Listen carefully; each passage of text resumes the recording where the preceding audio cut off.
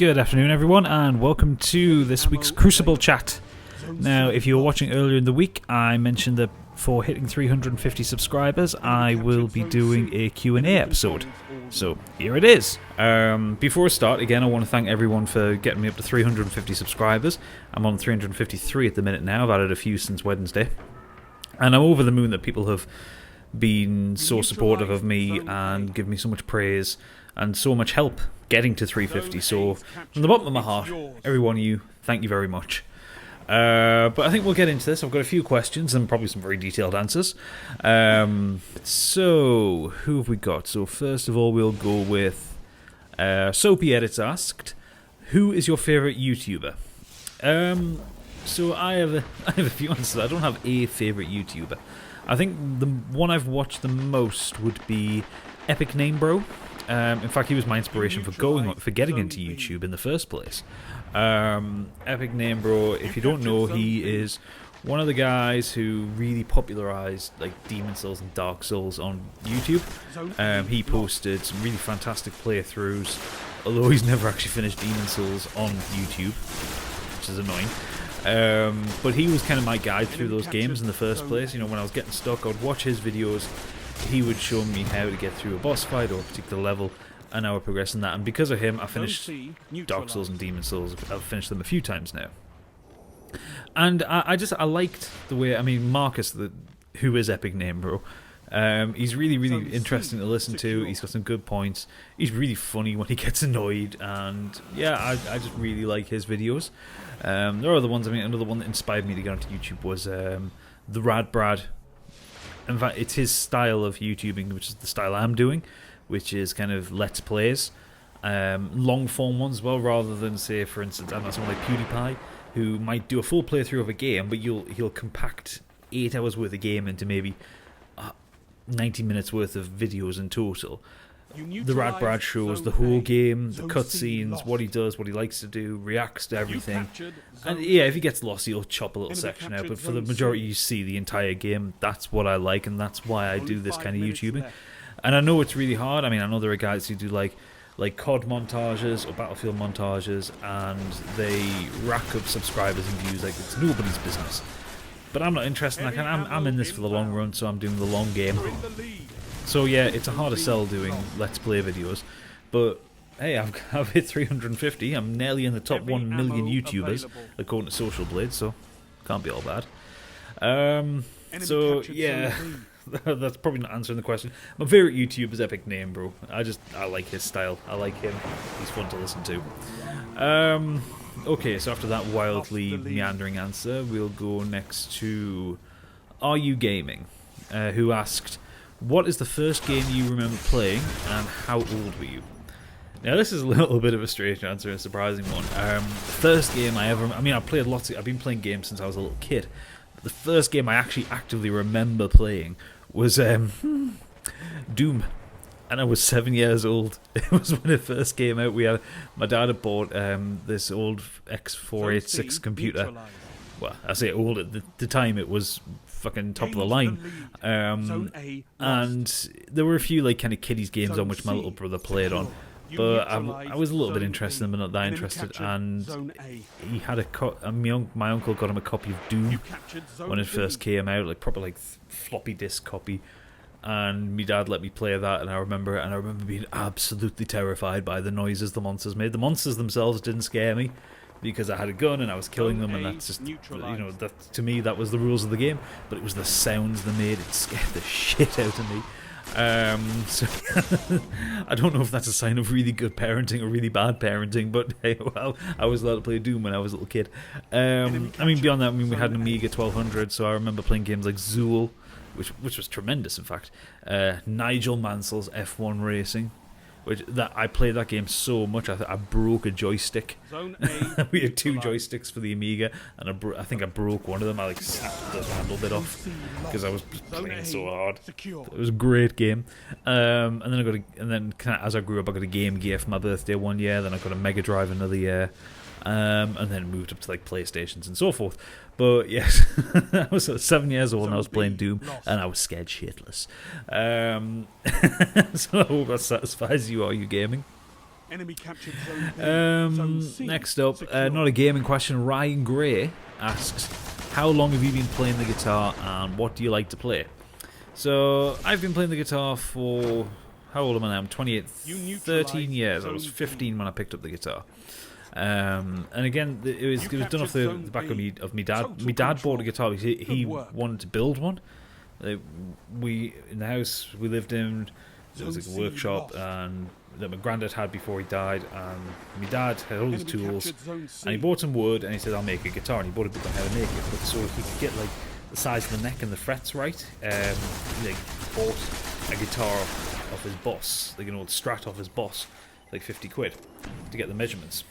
And it was just kind of sat there, and it was just the one summer holidays because I couldn't drive, didn't really have much bus fare, didn't have that many friends in school, so I picked up his guitar, and there was a book on how to play it, and I just started learning and plinking on, and then I started getting guitar lessons, and I just carried on like that. And I like to play kind of rock music, heavy rock, metal, anything like that. I don't play as much as I used to. I used to really be obsessive about playing. I used to practice at least 2 hours every single day before I moved out of home and moved in with my now wife.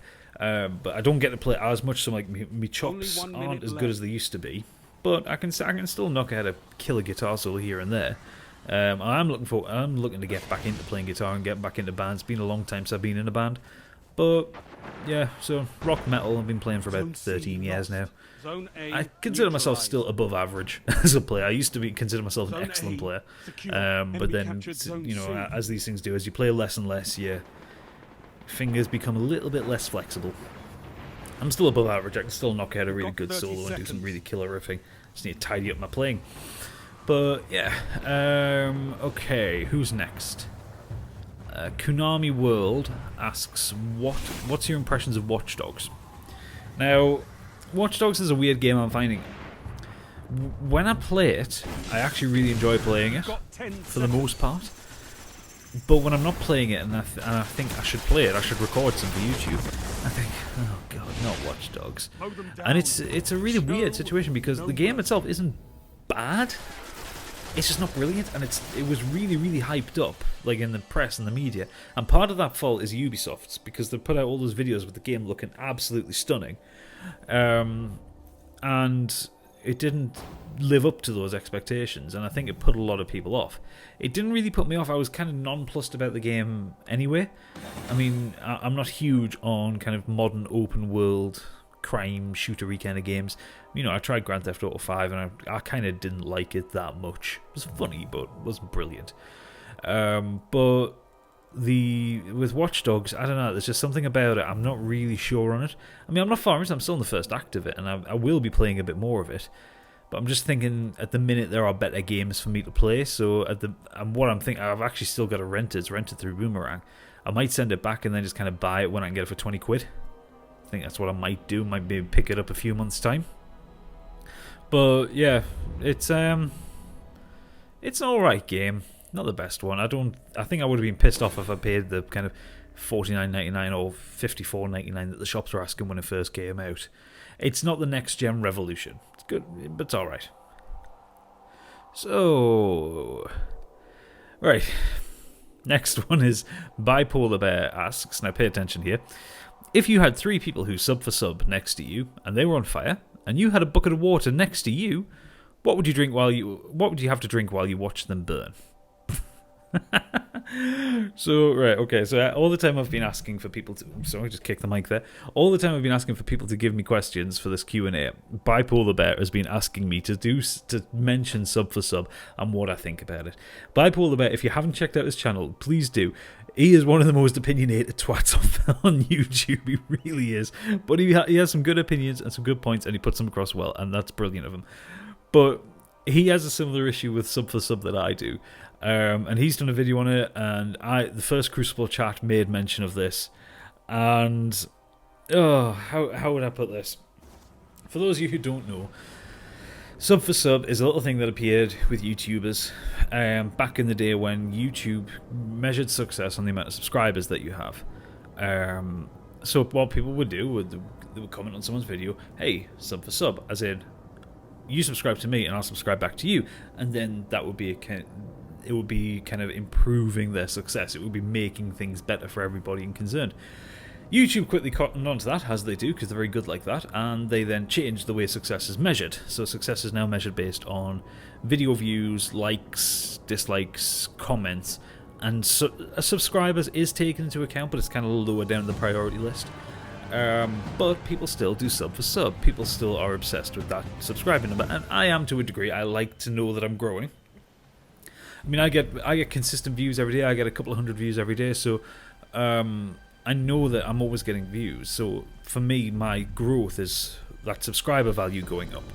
But I'm not obsessed with it. I'm not chasing subscribers unless I'm close to a milestone. You know, when I get to 400 or just before 500, I will be on Twitter going, come on, please sub me. But it's not something I do permanently. Bipolar Bear has had issues with people asking sub for sub on his videos. I've had some issues with people asking me on Instagram and on videos and in forums. And you know what? To answer Bipolar Bear's question, I'll have a whiskey. Maybe an ice cube. But yeah, I don't like sub for sub. I don't agree with it. I think it's cheating the system, because the thing is, you can have 100,000 subscribers, but if they're not actually watching your videos, if they're just subscribed to you to put that number up, then you're not successful. You're not achieving anything by it. So you might as well do it properly. And, you know, I'd be happy having 2 subs and 1 million views. You know what I mean? I mean, obviously, I'm not suggesting for 1 second that all 350 of you unsubscribe to me. No, that would be stupid, because I love you all. I love you all. Please stay. Please stay. Don't go away. But the whole idea that just having the subscriber count and no views is the way to go, it just gets on me wick. But I'm not going to go on that because it's a positive video. This is a good video. This is the thing that I do this because I love it, and the fact that people watch my videos just means the world to me. Right. Okay, so we have 2 questions left now. So the next one is Techno Gamer. So what do you do when you're not doing YouTube? Drink coffee, breathe, eat. Standard stuff. No, the kind of hobbies I like. I do like gaming outside, away from YouTube. I game for myself occasionally, which is kind of what I do mostly with Dark Souls. I kind of play that off recording. When I'm not gaming, I have my guitars. I like to play my guitars. I do like just kind of browsing around on the internet and reading. It's a very sedentary lifestyle. I do enjoy running, as you can see from my gut at the minute. I haven't run in a while. I was supposed to run the Great North Run this year. But I picked up an injury, what was it, May time, which meant by the time I went over on my ankle and tore my ligaments, and it meant that by the time I was healed properly, I didn't have enough time to get race fit. So I was gutted about that, and I'm only just at the point now where the ankle is feeling strong enough to maybe actually do something on. So I'm going to start running again very soon. But yeah, I enjoy running. When I'm signed up to a gym, I do enjoy going to the gym. But again, I'm not signed up to a gym at the minute. I really need to. Yeah, mostly kind of guitars, gaming, a little bit of television, a bit of reading. Yeah, largely this kind of preserve of the nerds, with the exception of the running. Okay, that was a bit of a difficult one to answer that. And okay, last question that we have today is from Tom TK. What is your favourite game ever? My favourite game ever. Now, who can answer that question? Because I must have played thousands of games over the years. Like I said, I started gaming when I was 7. That's 21 years ago. I'm a whole American who can drink. Older than when I started playing games. That's how long I've been playing for. That's insane to realise. I think my favourite game ever, just based on the fact that I keep coming back to it and I haven't got bored of playing it, would probably be Half-Life 2. I mean, I love the original Half-Life, but I think Half-Life 2 was just so much of a step in a different direction. I mean, Half-Life was, for all intents and purposes, one of the greatest shooting games that ever came out, but it was kind of basic. You know, especially if you compare it to today's standards. You know, I mean, yes, you had multiple different weapons. There were some interesting puzzles, but it was basically you get from one part of the level to the other, and that's it. You know, there was enemies in the middle, and there was a couple of puzzles, but that was the be-all and end-all of the game, really. Half-Life 2 is different because for the first time you got advanced enemy AI, you had real-world physics because it was with the debut of the Havoc engine. So, I mean, I do remember the first time, it's quite early on when you're in City 17, and you drop into this little recessed room, and there is like a pipe with a plank on it, and there are some bricks piled up in the corner. And the way to get out is to pile the bricks onto one side of the ramp, so it'll tip down enough so that you can run and jump off to the other side. And that blew my mind. I mean, you have to remember, in 2004, physics in a game wasn't really a thing. People didn't care about that. People wanted, like, whooshy space battles and shit like that, or huge battlefields when you get, like, the Total War series. But no one had done or ever even really considered the idea that physics could be put into a game in a realistic fashion, and then Half-Life 2 did it. And it changed gaming. I mean, it changed the way gamers interacted with worlds. And now, if you look at any game, you wouldn't ever consider that physics wouldn't be thought of in a game. And yeah, it was just Half-Life 2 did so many things so well. And even today, I mean, it's in November, it's 10 years since the game came out. And you can still play it now, and it still holds up with a lot of modern games. I mean, maybe not the ultra realistic, you know, graphics wise it doesn't hold a candle to Destiny, but it's still one of the best looking games ever, you know what I mean? It just, there is something about it, what they achieved with what they had at the time and how they did it. It just, it's indescribable just how good it is and how much I love that game. And I mean, you can talk about the mods, you can talk about like Portal and Portal 2 that came as part of it, or came from it rather, came from the same engine, and they're excellent games, they're amazing games, but Half-Life 2 just has this magic. Even out of the fact like the supporting cast, it has, in Alex Vance, it has potentially the best female supporting character in a game ever, because she's not a damsel in distress, she can hold her own, she's tough, she's feisty, she's not sexualized, she's just a person that happens to help you, and that is one of the best things about the game. And, you know, I could wax on about the game for ages, because it's just phenomenal. I absolutely love it. So, yes, my favourite game ever would be Half-Life 2. I think probably closely followed by maybe Metal Gear Solid, and then after that Resident Evil 2.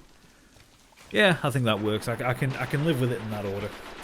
So, I think that's it. That's all the questions that I have for you today. So I hope you found this informative. I hope you've learned a little bit more about me, or learned at least how much I like to waffle on about myself. Hope you enjoyed whatever gameplay I happen to be playing in the background here from Destiny. I think it was some Control matches I played earlier in the week. But if you've enjoyed this, please do leave a like and subscribe. Come back. At the minute, we've got some really exciting videos coming up, because next week it's Alien Isolation. I also, of course, I'm in the Bloodborne Alpha, so I'm getting some Bloodborne videos out there. So if you're interested in Dark Souls and Demon Souls in any way, check out those, because Bloodborne is amazing. Honestly, I feel like a changed person for playing it. But check out those videos and give them a bit of love. But for now, I'm going to sign off now.